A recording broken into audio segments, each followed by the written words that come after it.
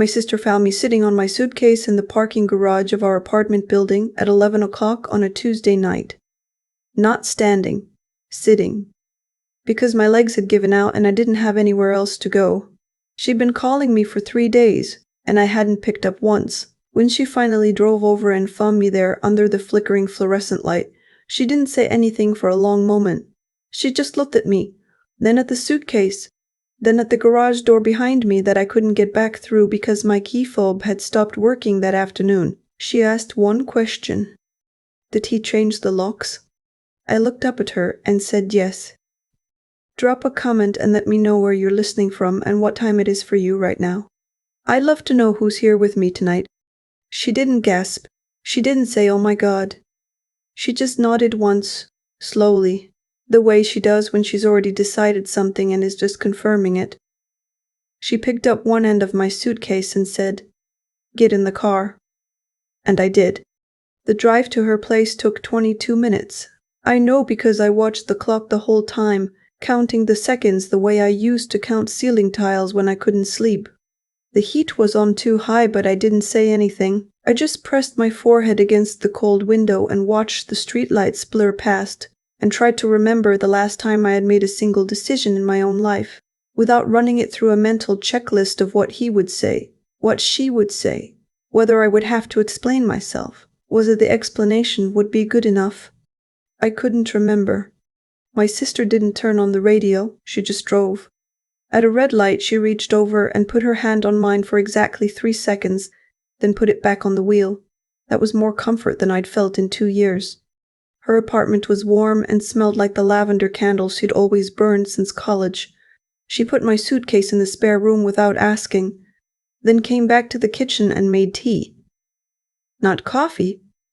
Tea, because she knows I can't have caffeine when I'm already running on adrenaline or I'll shake for hours. She remembered that. He never once remembered that. She set the mug in front of me and sat down across the table and said, "Start wherever you need to." So I did. I told her it didn't start with the locks. That was just the end of something that had been building for so long, I couldn't point to where it began anymore. I told her to think of it like carbon monoxide. You can't see it. You can't smell it. You feel a little tired, a little foggy, and you think you're just not sleeping well. You think you're stressed. You think the headache is from staring at screens too long. By the time you realize something is actually wrong, you've been breathing poison for months. That was my marriage. My husband and I met when I was 26. I was a physical therapist assistant, working long hours, sharing a 1-bedroom with 2 roommates, eating cereal for dinner more nights than I'd admit. He was charming in the specific way that feels like safety when you're tired. He had a good job in commercial real estate. He had opinions about wine and knew how to talk to waitstaff without being rude. He called when he said he would. After a year of dating people who disappeared between texts, that felt like love. We got married at 28. I was happy. I think I actually was at first. His mother flew in from Phoenix for the wedding. She was polished and warm and kept touching my arm and saying how much she'd always wanted a daughter. She brought homemade cookies to the rehearsal dinner. She cried during the ceremony, real tears, and I thought, I am so lucky to be getting this family. I thought that. We moved into a 2-bedroom in a neighborhood just north of where I'd grown up. Nice building. Good natural light. I kept my job. He kept his. We were fine. The first thing I noticed was how often she called. Not every few days the way my mother called. Every day, sometimes twice. He would take the calls in the other room and come back differently, slightly off-center, like a picture frame that's been nudged just enough to bother you, but not enough to justify saying something. I told myself it was nothing. They were close. Some families are like that. Then she started visiting more. Every 6 weeks, then every month. Then she took a remote position and suddenly she was in our city. She got an apartment 20 minutes away. She said it was because she missed him. She said she wanted to be near family now that she was getting older. She said, the first time she came over for Sunday dinner, "You work so hard, sweetheart, let me help." And she started bringing groceries.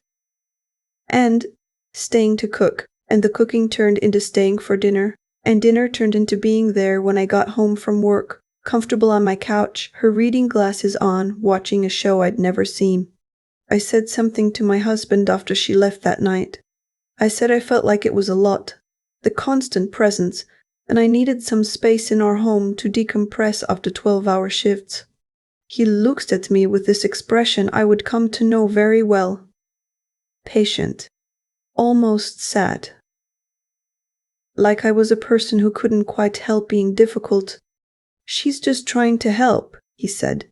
"She can tell you've been stressed. We both can." I didn't bring it up again for 3 weeks.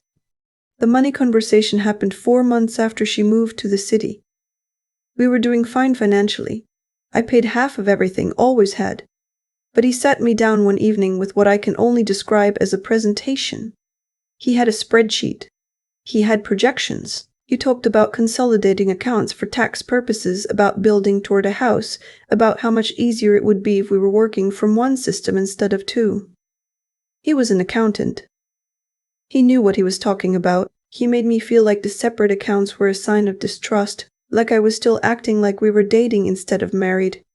I transferred my paycheck routing to our joint account the following Monday. He handled the bills from then on.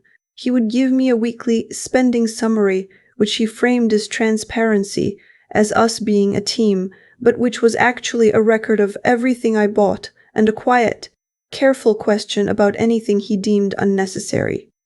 $23 at the bookstore, a facial at the salon my coworker had recommended, a pair of running shoes when mine had worn through. Each time, the look. The patient, slightly sad look. "We're saving for a house. I just want us to be on the same page." I stopped buying things that I couldn't explain in 30 seconds. I told my sister all of this and she sat very still across from me. She had stopped drinking her tea. Her hands were flat on the table. I kept going because I needed her to understand the mechanics before she could understand the ending.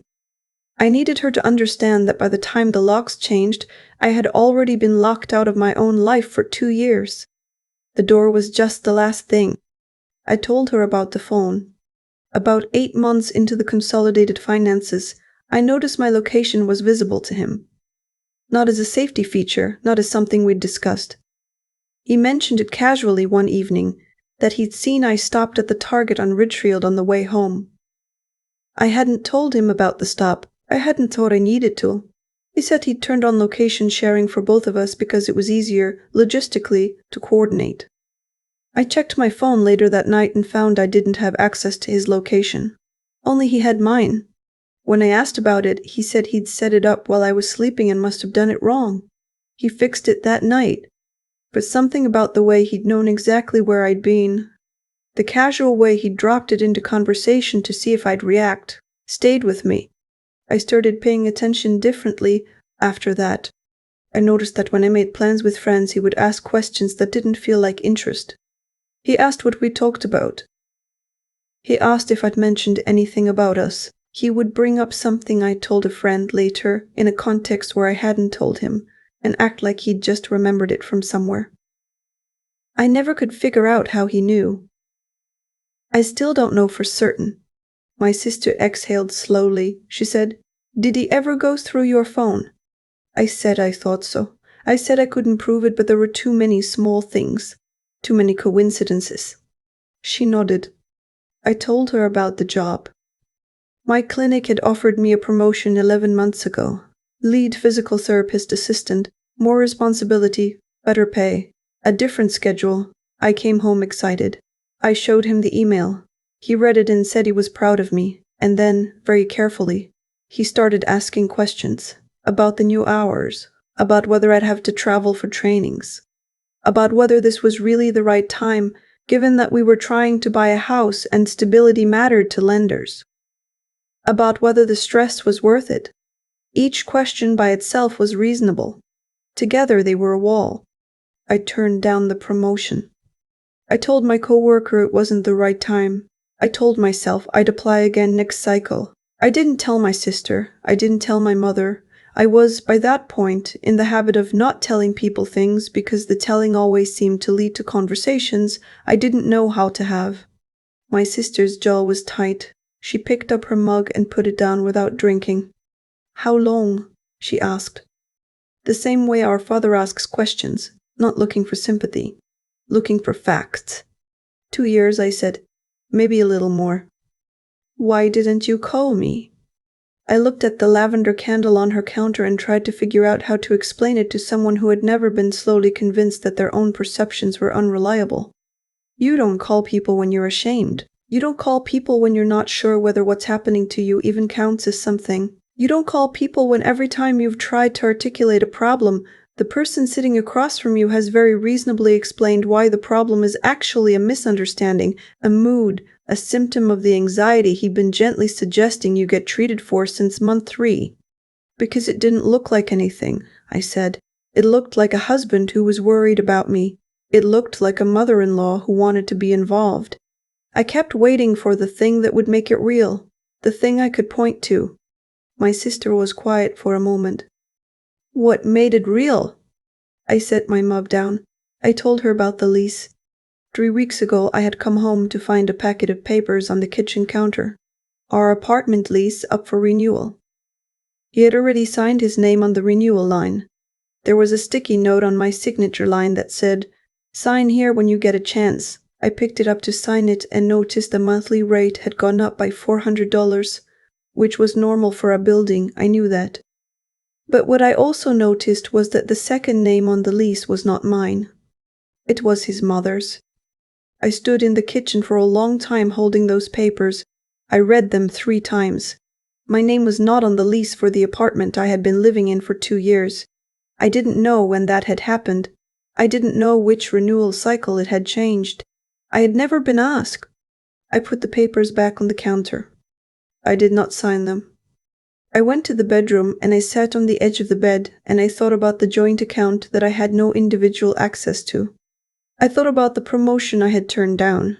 I thought about the location tracking and the questions about my friends, and the feeling, constant and low grade, that I was a guest in my own life being allowed to stay as long as I behaved. Then I went to my closet, to the very back, to the shoebox I'd been quietly filling for 4 months.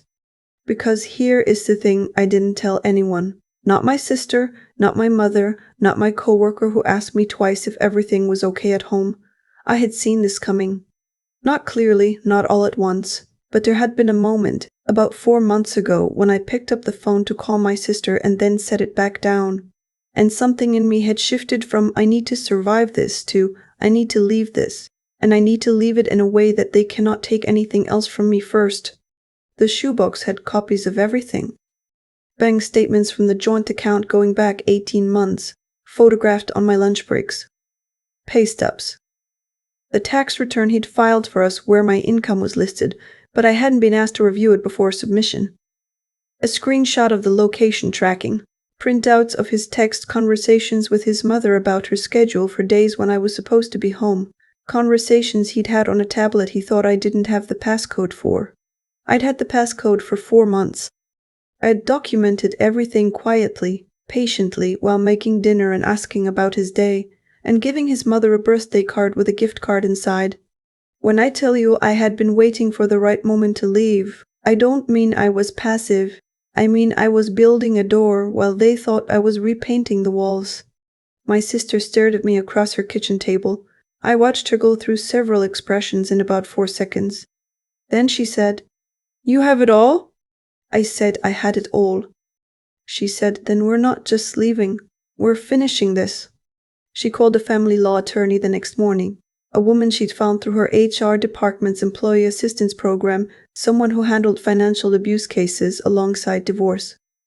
We had a consultation by phone that afternoon. I laid out everything: the lease, the account, the promotion, the location tracking. The attorney was quiet for most of it. At the end, she said, "The lease situation is the clearest immediate issue. If your name has been removed without your knowledge or consent, there may be grounds to dispute the tenancy. More urgently, if the joint account has been used to make financial decisions you weren't informed of, we need to document that before any separation conversations happen." She told me not to go back to the apartment alone. I told her I didn't plan to. He called me 4 times that first day, calm calls, reasonable calls. The first one was asking where I was. The second was saying he was worried. The third was saying his mother was worried. The fourth was a different tone entirely. Not angry, but stripped of the softness, the real voice underneath the patient voice, saying that if I was thinking about doing something rash, I should remember that I had no individual accounts, that my name wasn't on the lease, that I had turned down the better paying position, and that no one was going to look at that picture and see what I wanted them to see. He was telling me I had no power. I sat in my sister's living room listening to that voicemail and thought about the shoebox now in my bag and felt something settle in my chest, something cold and certain. I called him back. I said I had heard his message. I said I wanted him to understand something. I said I had 4 months of bank records showing transfers I had never authorized, a tax filing I had never reviewed or signed, a lease that had been altered without my knowledge, and a text conversation between him and his mother from 6 weeks ago discussing whether the apartment would be easier to manage if my name was off it. I said I had an attorney. I said I had every document I needed. The silence on the other end was very long. Then he said, "Those are private." I said, "So was my paycheck." He started talking about working things out, about counseling, about how I was mischaracterizing everything. I told him I wasn't interested in this characterization. I told him the attorney would be in touch about the financial accounts and the lease, and that I expected full access to the joint account restored by the end of the business day, or we would be filing for an emergency order. His mother called me 17 minutes later. I let it go to voicemail. I did not call back. I want to be honest about what happened next, because I've seen stories like this wrapped up too cleanly, and I don't think that's fair to anyone listening. It wasn't clean. The divorce took 8 months. He contested everything he could contest. His mother wrote a character statement that I will not dignify by summarizing here. There were mediations that went nowhere, and a 3-hour deposition where his attorney tried to establish that my leaving the apartment constituted abandonment. My attorney had 4 months of bank records and the lease alteration and a voicemail where he had explicitly listed all the ways he believed I had no options. The deposition did not go the way his attorney had planned. The joint account was ordered frozen pending division. The lease, when properly investigated, showed that my name had been removed during a renewal 18 months prior, during a period when I had been recovering from a minor procedure, and he had handled the paperwork to take something off my plate. The building had no record of my consent. His mother's name had been added at the same renewal. The financial records showed that over 22 months, approximately $31,000 of my income had been directed into sub-accounts I did not have access to, listed in his accounting as household reserves. There were no household reserves. There was a brokerage account in his name. I want you to hear that number. $31,000, not all at once. A few hundred here, a transfer there, small enough to be a rounding error. Accumulated over 22 months into a life raft he was building for himself out of my labor. The settlement included full repayment with interest determined by the court. I want to say something to anyone listening who is in a version of this situation right now. Not the dramatic version with the parking garage and the locked door. Your version. The quiet version. The version where nothing has happened yet that you could explain to someone without them looking at you like you might be overreacting. The shoebox is what saved me, not leaving. Not the attorney, though the attorney was essential. The 4 months of quiet documentation while I was still there, still making dinner, still acting like I was repainting the walls. If something in your gut has been speaking to you, a small, persistent voice saying this is not right, this is not how it's supposed to feel, that voice is not anxiety. That voice is information. Start the shoebox. Start it tonight. Photograph what you can. Note what you notice. Send copies to a personal email they don't have access to. You don't have to know the whole plan. You just have to start building the door. My sister's spare room has a window that faces east. The first morning I slept there, I woke up before my alarm to actual sunlight. Not the thin grey light of the apartment where the curtains were always half drawn, where I'd learned to wake up already calibrated to his mood, already running the calculations of how the day would go. Just light. I lay there for a few minutes and tried to remember what it felt like to not be afraid of what was coming next. I couldn't fully remember. But I thought, give it time. I have my own apartment now. First floor, south facing, a little loud from the street, but I picked it myself and I signed the lease myself and my name is the only name on it. My account is my own. My paycheck goes where I tell it to go. I went back to the clinic last month and told them I was interested in the lead position if it was still available. My director said the person they'd hired had moved on and they'd been hoping I'd come back around to it. I start a new role in 3 weeks. I'm not going to tell you I'm fully okay because that's not true and I don't think you'd believe me if I said it. I'm still learning what it sounds like when my own wants show up before I've filtered them through someone else's reaction. I'm still catching myself apologizing for things that don't require apology. I'm still, occasionally, reaching for the ceiling tiles. But I am here. In a life that is mine.